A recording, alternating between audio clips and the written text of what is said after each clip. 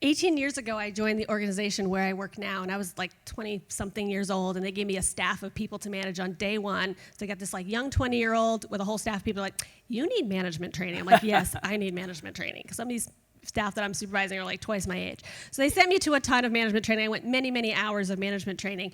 One of the things I learned during the training is that the best managers share one talent: the ability to find and capitalize upon their employees' strengths, their unique traits. So great managers know that they don't have 10 salespeople working for them. They have 10 unique and different individuals working for them. And a great manager is brilliant at spotting the unique differences that separate each person and then capitalize on those differences. I know this is a principle from the business world, but just hang with me because that's the space I live in, okay?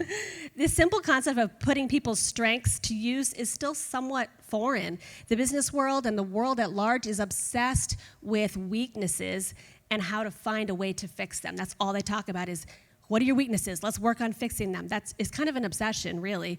Business consultant and speaker Marcus Buckingham has interviewed some of the world's most successful leaders for his books, and he cites a poll that was done where they asked workers if they felt that they could achieve more success through either improving on their weaknesses or working on their strengths.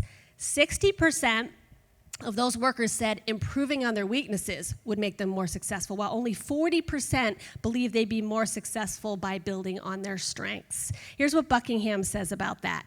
A great manager sees the folly in this. A great manager knows he or she will get the most return on investment by working on strengths. Too many workers spend too much of their time doing things they don't like to do or simply are not good at doing. And this is such a great correlation with marriage that I drew here. I know I'm most effective in our marriage relationship when I'm operating in my strengths and I'm allowing my spouse to do the same. I don't need to be good at the things that he's good at, and vice versa. If I tried to do the things that he's good at, I would fail miserably, and I would feel very badly about myself and beat myself up over it. Instead, I just let him be great at things he's great at, and I focus on what I'm good at. And instead, if I value and appreciate his contributions to our marital venture, and he does the same for me, things work much smoother, and we function together in that one body that we kind of talked about.